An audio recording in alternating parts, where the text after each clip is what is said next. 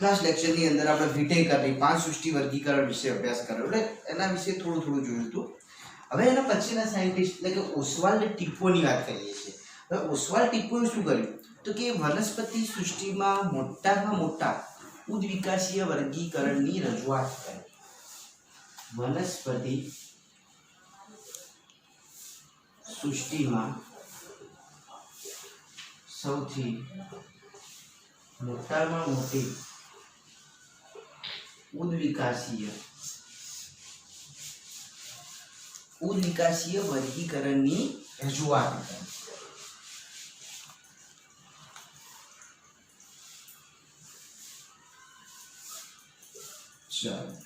હવે આ જે વર્ગીકરણની રજૂઆત કરી એ કેવું હતું તો કે આ વર્ગીકરણ વનસ્પતિ સૃષ્ટિનું સંપૂર્ણ વર્ગીકરણ હતું.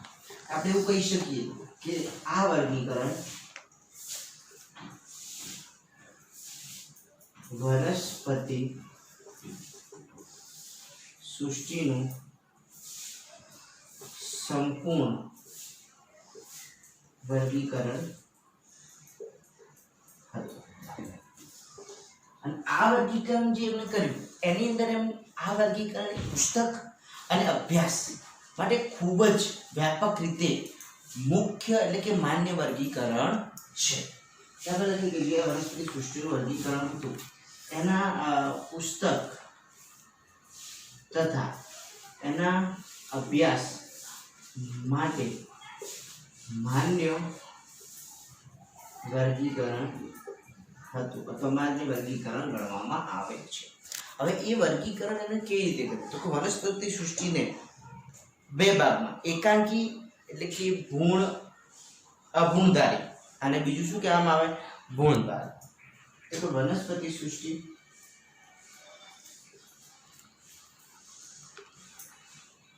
અભૂણધારી બીજા ભાગમાં ભૂણધારી. અભૂણધારીની અંદર આવશે એકાંકી જ્યારે આની અંદર આવશે અનાવૃત અને આવૃત બીજધારી. આ તો બરાબર છે. એના પછી એને બીજું વર્ગીકરણ એવું આપ્યું કે વાહક પેશીને આધારે. કોના આધારે તો કે વાહક પેશીના આધારે. વાહક પેશીના આધારે એના બે પ્રકાર પાડવામાં આવ્યા. એક વાહક પેશી વિહીન અને બીજું વાહક પેશી ધારી એટલે કે દ્વિઅંગી અને ત્રિઅંગી. એટલે વાહક પેશી વિહીન અને આ હતું વાહક પેશી ધારી એટલે આ હતું દ્વિઅંગી. ઉદાહરણ તરીકે આ ત્રિઅંગી. વાહક પેશી એટલે કે અન્નવાહિની જલવાહિની જે આપણે કહીએ છીએ વાહક પેશીની અંદર આઇસોલેટ કરવામાં આવે છે. તો કે આ રીતે એને ઓસ્વાલ્ડ ટિપ્પોએ વર્ગીકરણ કર્યું.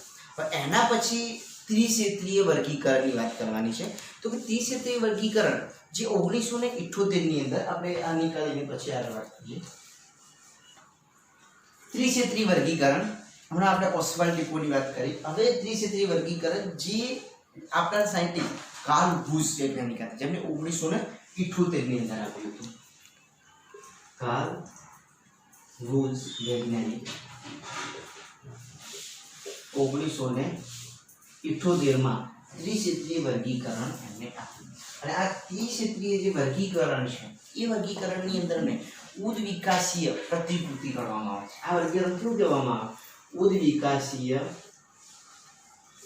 પ્રતિકૃતિ ગણવામાં આવે છે. અને આ વર્ગીકરણની અંદર એમને અમુક મુદ્દા એટલે કે 3 મુદ્દાને આધારે વર્ગીકરણ. પહેલો, કોષના રિબોઝોમલ આરએનએમાં ન્યુક્લિયોટાઇડના અનુક્રમે તફાવત એ જ રીતે એટલે કે એનો તફાવત રિલેટેડ. તો આપણે 3 મુદ્દાની અંદર પહેલો મુદ્દો લખીએ કે કોષના રિબોઝોમલ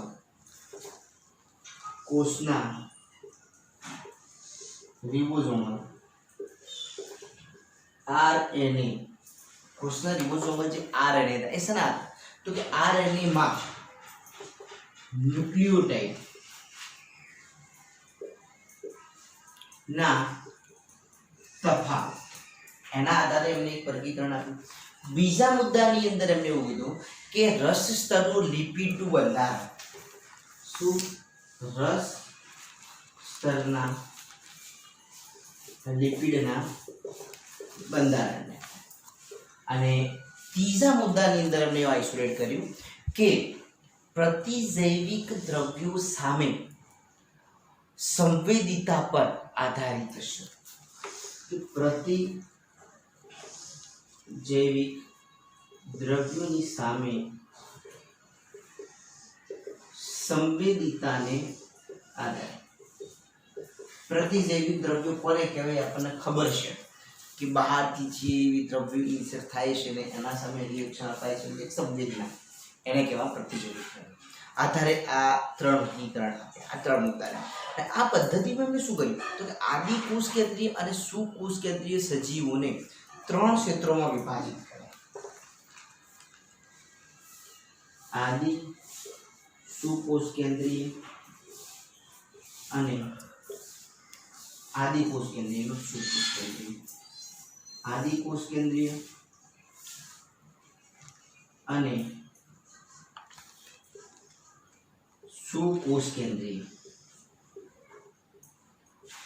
સજીવોને ત્રણ જૂથમાં વહેંચ્યા. જે ત્રણ જૂથ હતા એટલે કે સમૂહ, જેને ડોમેન કહીએ છીએ, આર્કિયા ડોમેન, બેક્ટેરિયા ડોમેન અને યુકેરિયા ડોમેન. આર્કિયા ડોમેન, બીજામાં આવશે બેક્ટેરિયા ડોમેન અને યુબેક્ટેરિયા.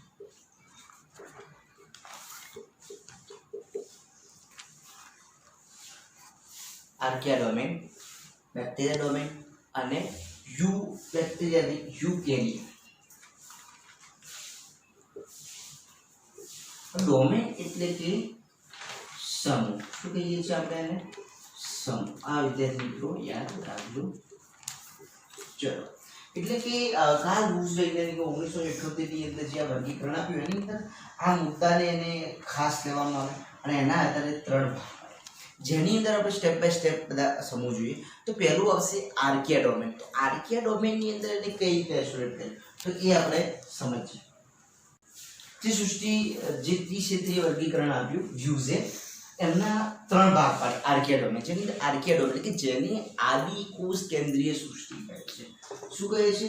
જેને આદિ કોષ કેન્દ્રીય સૃષ્ટિ કહે છે. હવે આ જે આદિ સુકોષ કેન્દ્રીય આદિ કોષ કેન્દ્રીય સૃષ્ટિ કહે છે એ શું? તો સૂક્ષ્મજીવો કે જે સુયોજિત કોષ કેન્દ્ર વગરના સૂક્ષ્મજીવો,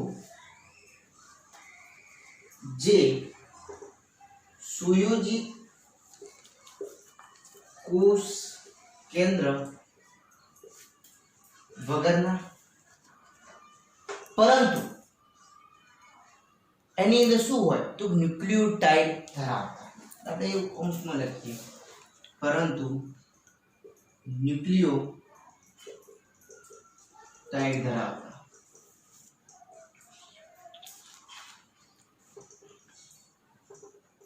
ન્યુક્લિયોટાઇડ ધરાવતા. અને બીજું એવું કહી શકાય કે પટલમય અંગિકાઓ વિહીન, પટલમય અંગિકાઓ વિહીન આવા જે સજીવો છે એટલે કે આવા જે સૂક્ષ્મ જીવો જે છે તે આ સૃષ્ટિમાં સમાવેશ થાય. આ સૃષ્ટિમાં સમાવેશ. આ સૃષ્ટિ એટલે કઈ તો કે આર્કિયા સમૂહ આદિ કોષ કેન્દ્રીય સૃષ્ટિ કહીએ છીએ. હવે એમાં કેવું હોય તો કે સરળ કોષ દિવાલની હાજરી એટલે કે જનીન દ્રવ્ય તરીકે શું હોય? ન્યુક્લિયોપ્રોટીન. સખત કોષ દિવાલ હોય. કેવી હોય? સખત કોષ દિવાલ ધરાવતા. બીજામાં એવું લખી શકાય કે જનીન દ્રવ્ય હોય એ કેવું હોય તો કે ન્યુક્લિયોપ્રોટીન. યાદ રાખજો વિદ્યાર્થી મિત્રો, ન્યુક્લિયોપ્રોટીન આ કોષોની અંદર જનીન દ્રવ્યની અંદર ન્યુક્લિયોપ્રોટીન તેઓ કોષ કેન્દ્ર પટલવિહીન કોષ કેન્દ્ર કેવું હોય પટલવિહીન એટલે આદિ કોષ કેન્દ્રીય કોષો છે તો આપણે લખી શકીએ કે કોષ કેન્દ્ર પટલ વિહીન હું લખતો નથી પાછળ કે આદિ કોષ કેન્દ્રીય કોષ છે આપણને ખબર છે કોષ કેન્દ્ર પટલ વિહીન આપણે આદિ કોષ કેન્દ્રીય કોષ ધરાવતા સજીવોની વાત કરી રહ્યા છીએ હવે કોષ કેન્દ્રની વાત થઈ ગઈ એના પછી એની જે કોષ દિવાલ તો કે પેપ્ટિડોગ્લાયકેનની બનેલી નથી કોષ દિવાલ કેવી હોય કોષ દિવાલ પેપ્ટિડો ગ્લાયકેનની બનેલી નથી એ યાદ રાખજો ચલો હવે આ થઈ ગયું એનું વર્ણન હવે આ જે આર્કિયા જે છે એટલે કે આર્કિયા વિપરીત સ્થિતિમાં પણ જીવે છે એની અંદર ઉદાહરણ તરીકે લઈએ તો કે આર્કિયા બેક્ટેરિયા અથવા આર્કી બેક્ટેરિયા પણ કહીએ છીએ આ જે સજીવો છે એ વિપરીત પરિસ્થિતિમાં પણ જીવે છે જો આપણે ઉદાહરણની વાત કરીએ તો કે ઉદાહરણની અંદર આવશે આર્કી બેક્ટેરિયા વિપરીત પરિસ્થિતિ હોય જેની અંદર બી આ સજીવો પોતાનું જીવન જીવે છે આર્કી બેક્ટેરિયા એ જૂનામાં જૂના જીવંત જીવાશ્મ છે આ આર્કી બેક્ટેરિયા જે છે એ કેવા છે જૂનામાં જૂના જીવંત અશ્મિ કહીએ ને એ ટાઈપનું એટલે શું કહેવાય જીવાશ્મ કોણ આર્કિયા બેક્ટેરિયા કે કોઈ બી પરિસ્થિતિમાં જીવતા હોવાના કારણે એ લાંબા સમયથી જોવા મળે બીજું હવે એનું ઉદાહરણ જોઈએ તો કે મિથેનોજન્સ હેલોફિલ્સ થર્મોએસિડોફિલ્સ જે આપણે વાત કરીએ છીએ તો કે મિથેનોજન્સ જે ક્યાં હોય તો કે બાયોગેસ એટલે કે મિથેન ઉત્પાદન કરતા બાયોગેસ પ્લાન્ટ જે છે ધોરણ 12 ની અંદર તમારે સવિસ્તૃત ભણવાનું આવશે એના પછી આપણે બીજું ઉદાહરણ લેતા હતા તો કે હેલોફિલ્સ કે અતિશય ક્ષારયુક્ત વિસ્તારની અંદર જોવા મળે હેલોફિલ્સ અતિશય ક્ષારયુક્ત વિસ્તાર એટલે દરિયાની અંદર બી જોવા મળે છે વિસ્તારમાં જોવા મળે અને એના પછી થર્મોફાઇલ્સ અથવા એને કહેવામાં આવે છે થર્મોએસિડોફિલ્સ આ જે છે એ ક્યાં જોવા મળશે તો કે આ સજીવો એસિડિક અને ઊંચા તાપમાનમાં પણ જીવન એટલે કે ગરમ પાણીના જરા એસિડિક હોય કે ઊંચા તાપમાન ધરાવતા ઊંચા તાપમાન એટલે કે ગરમ પાણીના જરા એટલે કે એમના રહેઠાણને આધારે વિપરીત પરિસ્થિતિ કીધી ને આ વિપરીત પરિસ્થિતિઓ કહેવાય ત્યાં આગળ પણ એ જીવન રહે છે હવે આ વાત થઈ ગઈ આર્કિયા બેક્ટેરિયાની એટલે કે આર્કિયા સમૂહ આર્કિયા ડોમેન હવે એના પછી આપણે બીજા બે સમૂહ છે એની વાત કરીએ બેક્ટેરિયા ડોમેનની વાત કરીએ તો બેક્ટેરિયા ડોમેનની અંદર આપણે એક્ઝામ્પલ જોઈએ તો કે એમાં ગ્રામ નેગેટિવ અને ગ્રામ પોઝિટિવ બેક્ટેરિયા આવે ગ્રામ નેગેટિવ બેક્ટેરિયા ઓલી તમને વિદ્યાર્થી મિત્રો ખબર જ છે ગ્રામ નેગેટિવ અને પોઝિટિવ આપણે અગાઉ શીખી ગયા છીએ પોઝિટિવ બેક્ટેરિયા હવે નેગેટિવ અને પોઝિટિવ તો કે નેગેટિવ ની અંદર ઉદાહરણ તરીકે શું આવશે તો કે નેગેટિવ તરીકે જોવા જઈએ તો કે સ્પાઇરો એટલે સ્પાઇરોકીટ કહેવામાં આવે શું કહેવામાં આવે સ્પાઇરિકીટ અને બીજું જે છે એટલે કે ગ્રામ પોઝિટિવ ની અંદર ગ્રામ પોઝિટિવ માં આવશે ફર્મિક્યુટસ શું આવશે ફર્મિક્યુટસ આ વાત બસ આટલું જ આપણે બેક્ટેરિયા ડોમેન ની અંદર જોવાનું છે એના પછી આપણે ત્રીજા નંબરનું યુકેરિયા શું કહીએ છીએ આપણે યુકેરિયા ડોમેન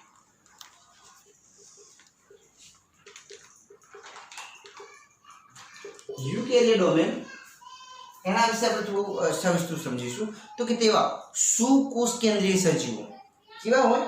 સુકોષ કેન્દ્રીય સજીવો જોવા મળે.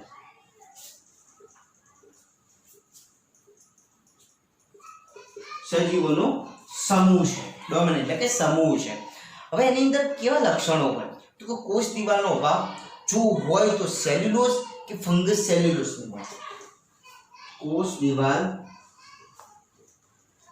નો અભાવ જો હોય તો શાની હોય તો સેલ્યુલોઝ અથવા તો ફંગસ સેલ્યુલોઝની બનેલી.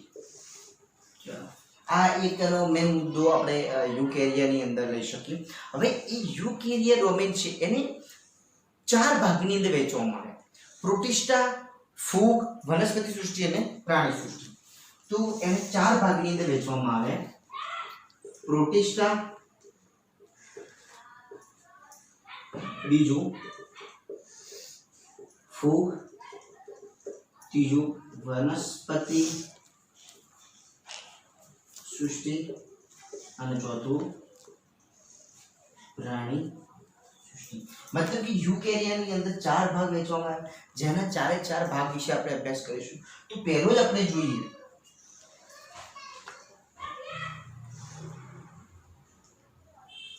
પહેલાની વાત કરીએ પ્રોટિસ્ટા. પ્રોટિસ્ટા જે સમૂહ હતો તો કે પ્રોટિસ્ટાની અંદર શું જોયું? તો કે સાદા કેવા હોય એના આપણે ઓવરવ્યુ શીખીએ છીએ. તો કે સાદા, પૂર્વ પ્રભાવી, એક કોષ કેન્દ્રીય અને સુકોષ કેન્દ્રીય સજીવો છે. સાદા, પૂર્વ પ્રભાવી, એક કોષીય અથવા એક કોષ કેન્દ્રીય પણ કહીએ છીએ. એક કોષીય પણ કહીએ છીએ અથવા એક કોષ કેન્દ્રીય. સુકોષ કેન્દ્રીય સજીવ, સુકોષ કેન્દ્રીય સજીવ. હવે આ મુદ્દો જે છે એ કોમન છે યુકેરિયા માટે, એટલે આપણે જસ્ટિફાઈ આપણને ખબર જ પડે છે. ઉદાહરણ તરીકે આપણે જો લઈએ તો કે એક આવશે સ્લાઇમોડ, યુગ્લિનોઇડ્સ, લીલ અને પ્રજીવો. સ્લાઇમ મોલ્ડ, યુગ્લિનોઇડ્સ, ફૂગ, બસ બે લખીએ. ચલો તો કે આ પ્રોટિસ્ટાની વાત થઈ. હવે એના પછી ફૂગની વાત કરીએ તો કે ફૂગની અંદર કેવી રીતે હતું કે ફૂગ એક કોષ કેન્દ્રીય સમાસે નહીં અને આપણે નીકાળવું પડશે, બરાબર. ફૂગ તો એક કોષીય કે બહુકોષીય. કેવા? તો કે સુકોષ કેન્દ્રીય સજીવો. હવે એની અંદર બીજા મુદ્દામાં શું લઈ શકીએ કે કોષ દિવાલ. તો કોષ દિવાલ શાની બનેલી હોય? તો કે કોષ દિવાલ જે છે એ ફંગસ સેલ્યુલોઝની બનેલી. શાની બનેલી હોય? તો કે ફંગસ સેલ્યુલોઝની બનેલી હોય તેની. ફૂગની અંદર બીજા મુદ્દામાં જો આપણે લઈએ તો કે કોષમાં પેશી આયોજિત નથી. એટલે કે કોષની જે રચના જે છે એમાં પેશી આયોજિત હોતું નથી. એટલે કોષોમાં પેશી આયોજન ન હોય, બરાબર. આ કારણ કે સ્ટેપ બાય સ્ટેપ જઈશું તો પેશી આયોજન પણ આવશે. બીજું, પ્રકાશ સંશ્લેષણ કરતા નથી અને અવશોષણથી પોષણ મેળવે છે. પ્રકાશ સંશ્લેષણ કરતા નથી પરંતુ પોષણ અવશોષણ કરીને મેળવે છે. આ વાત થઈ કે એમના પોષણની. હવે એના આપણે ઉદાહરણ જોઈએ તો કે કોણ કોણ આવશે? કોથળીમય ફૂગ, પછી ગુચ્છી ફૂગ, ઈસ્ટ અને મોલ્ડ.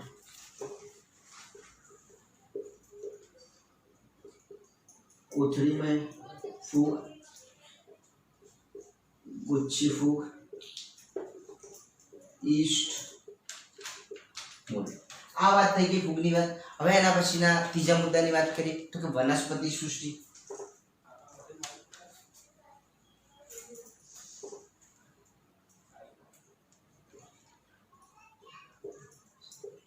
તો વનસ્પતિ સૃષ્ટિ એની અંદર કયા મુદ્દા આવશે તો કે વનસ્પતિ સૃષ્ટિ આપણે અગાઉ ચર્ચા કરેલી છે 5 સૃષ્ટિ વિટેકરની અંદર કે સુકોષ કેન્દ્રીય કોષોથી સંગઠિત બહુકોષીય સજીવો. તો બહુકોષીય સજીવો કેવા હોય સુકોષ કેન્દ્રી.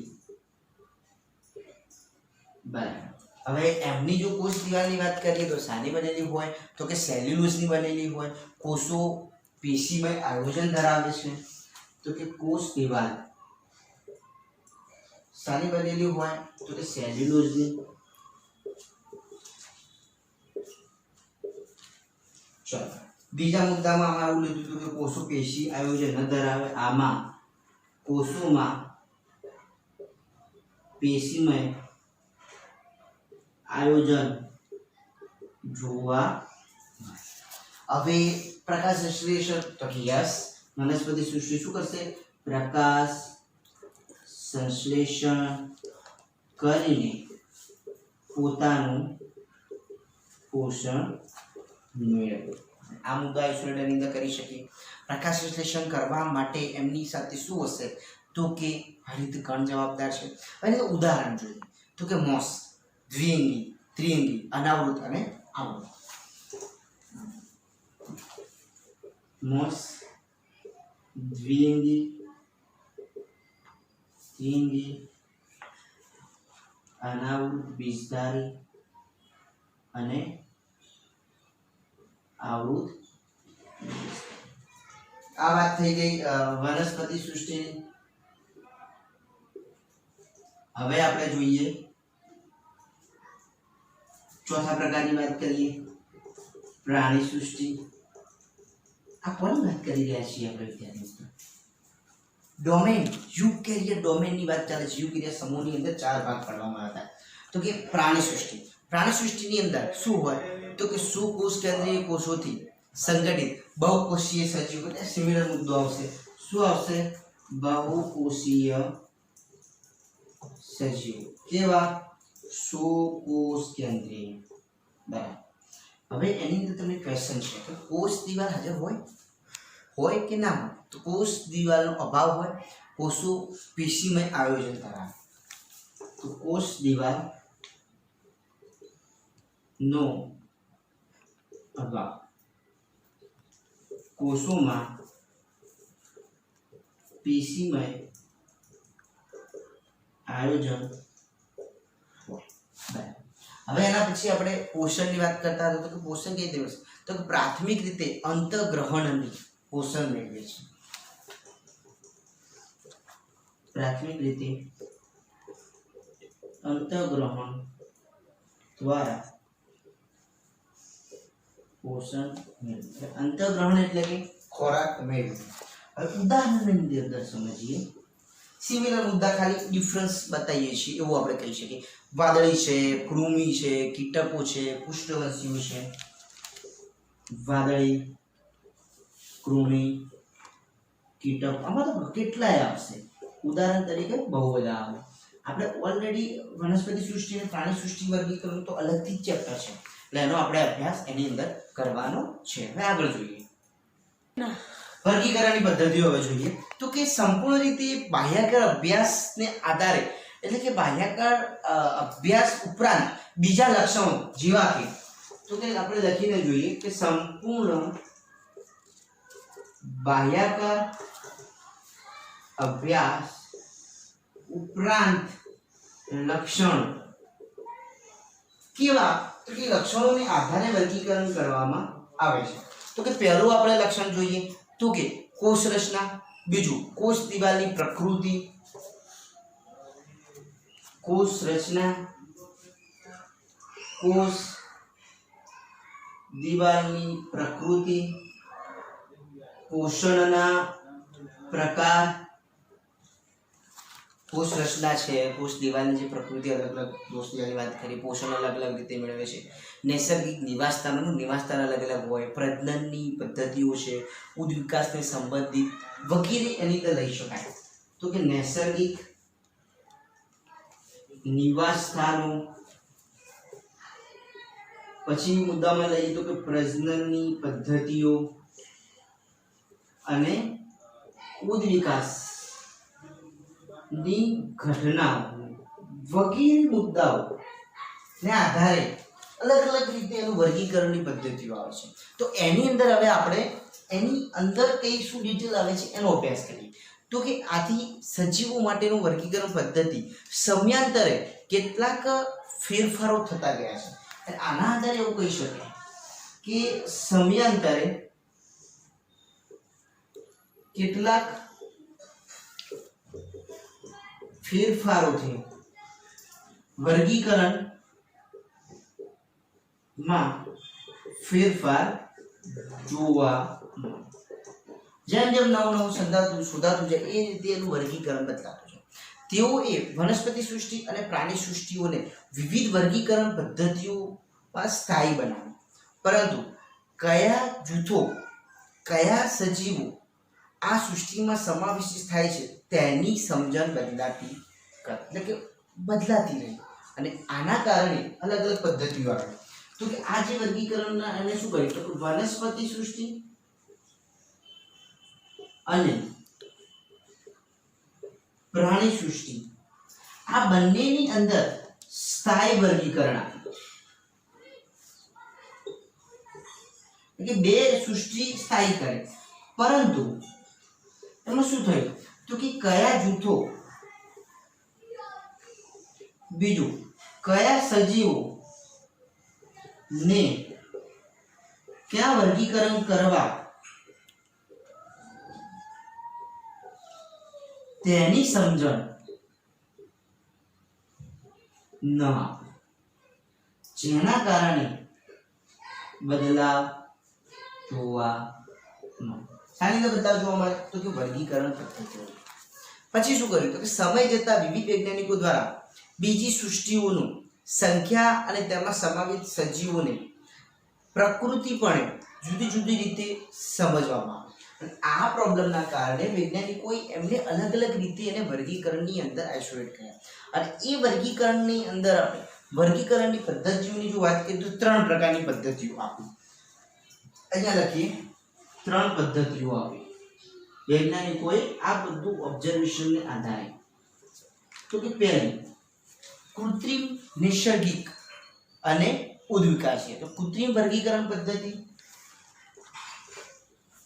કૃત્રિમ વર્ગીકરણ પદ્ધતિ. બીજું આપ્યું નૈસર્ગિક વર્ગીકરણ પદ્ધતિ અને ત્રીજી આપી ઉદ્વિકાસીય વર્ગીકરણ પદ્ધતિ. આ રીતે એમને 3 પદ્ધતિઓની અંદર વિભાજિત કર્યા. હવે આ જે 3 પદ્ધતિઓ છે એ આપણે સ્ટેપ બાય સ્ટેપ સમજીશું. કૃત્રિમ વર્ગીકરણ પદ્ધતિ. તો કે એની અંદર શું કર્યું? તો કે કેટલાક મર્યાદિત લક્ષણોને ધ્યાનમાં લઈને કરવામાં આવેલ વર્ગીકરણ. જેવા કે કેવા? તો ઉદાહરણ સમજીએ. તો કે ઉદાહરણની અંદર એવું લખી શકીએ વનસ્પતિને છોડ અને સૂપમાં વર્ગીકરણ. વનસ્પતિને છોડ, શ્રુપ, વૃક્ષમાં. એના પછી ઉદાહરણ જોઈએ તો કે જળચર પ્રાણીઓને જળચર, સ્થળજ અને ભૂચર.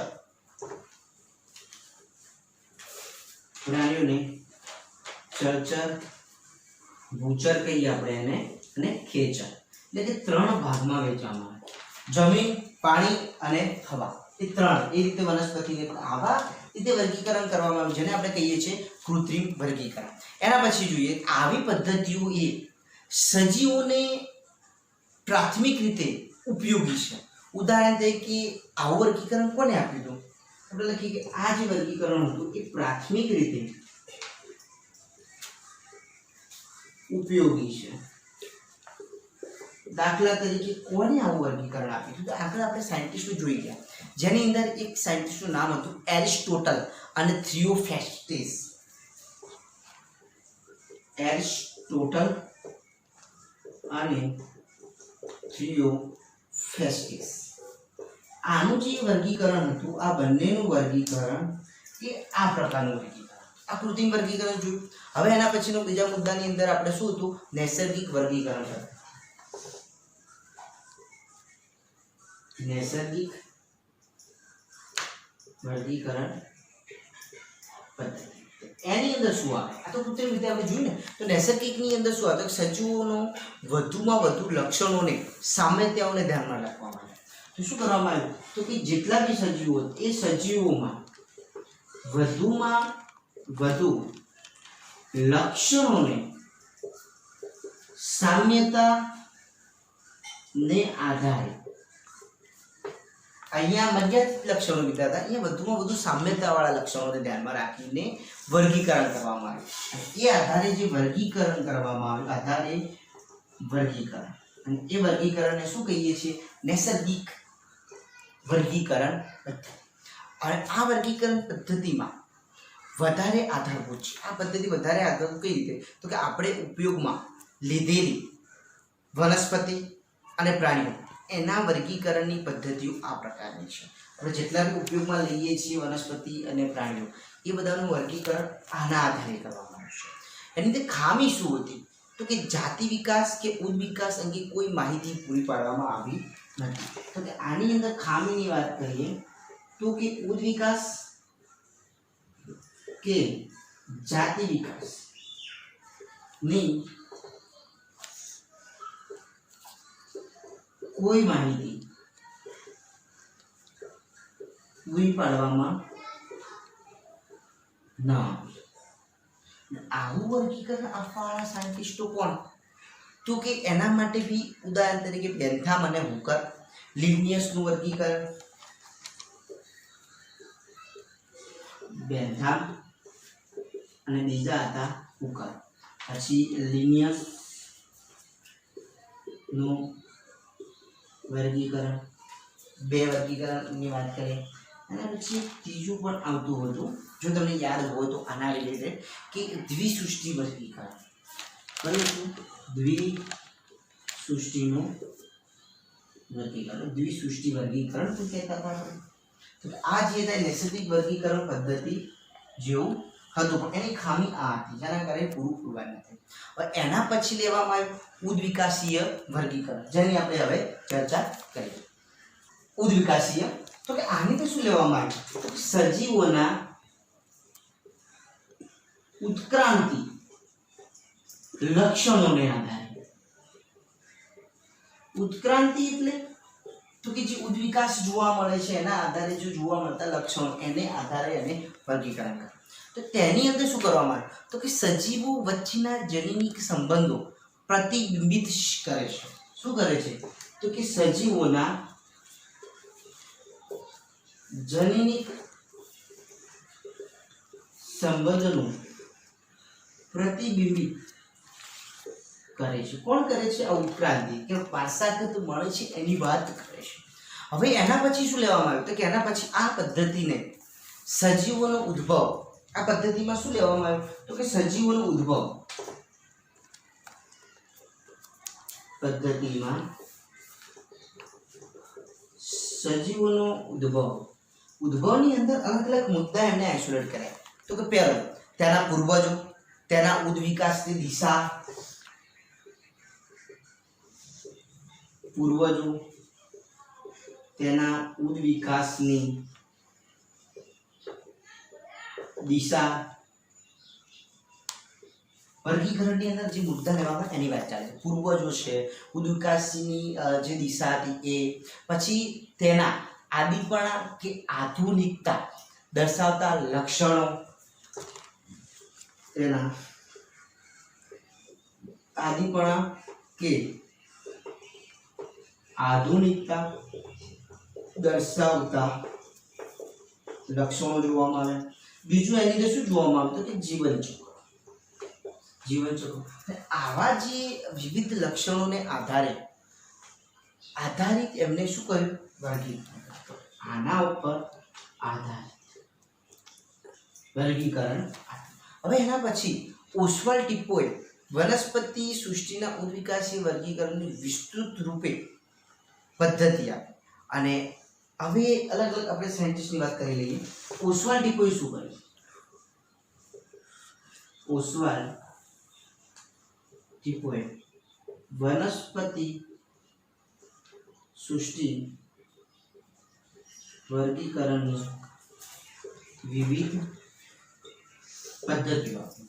ઓસ્વાલ્ડ ટીપોએ એનું યોગદાન એ રીતે આપ્યું. બીજું કઈ વર્ગીકરણ? વનસ્પતિ સૃષ્ટિનું ઉદ્વિકાસીય વર્ગીકરણ. યાદ રાખવું વિદ્યાર્થી મિત્રો, ઉદ્વિકાસીય વર્ગીકરણ. એના પછી બીજા સાયન્ટિસ્ટ તો કે આઇકલર અને વિટેકરની 5 સૃષ્ટિ વર્ગીકરણ પદ્ધતિ આવી. આઇકલર અને વિટેકર શું આવ્યું? 5 સૃષ્ટિ વર્ગીકરણ. એના પછી જે વર્ગીકરણની અંદર આઇસોલેટ થયા એ સાયન્ટિસ્ટ. એના પછી સાયન્ટિસ્ટ હતા આઇકલરે સૌપ્રથમ વનસ્પતિ સૃષ્ટિ આપી. આઇકલરે શોર્ટ ક્વેશ્ચન રીતે પૂછાય. સૌપ્રથમ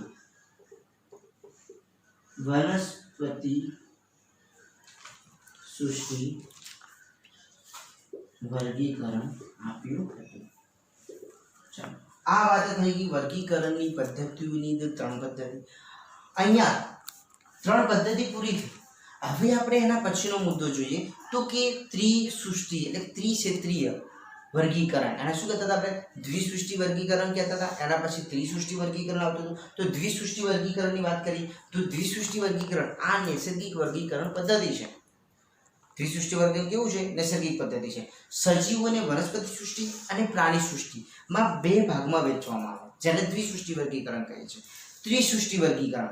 ત્રિસૃષ્ટિ વર્ગીકરણ પદ્ધતિ કોને આપી તો કે આન્સર એકલ વૈજ્ઞાનિકે આપી. અને એ પદ્ધતિની અંદર એમને શું કર્યું તો કે એમને પ્રોટિસ્ટા, વનસ્પતિ અને પ્રાણી એમ 3 ભાગમાં વહેંચવામાં આવ્યા. આપણે વાત કરી દ્વિસૃષ્ટિ ત્રિક્ષેત્રીય વર્ગીકરણ. અને હવે એના પછી છેલ્લી વાત કરી 4 સૃષ્ટિ વર્ગીકરણ. કઈ વાત કરીશું? 4 સૃષ્ટિ વર્ગીકરણ.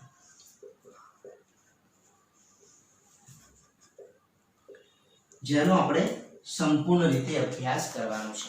તો 4 સૃષ્ટિ વર્ગીકરણ હતું, જેની અંદર કોને આપી તો કોપ્લેડ આ પદ્ધતિ આપી. કોને આપી? સાયન્ટિસ્ટનું નામ શું હતું?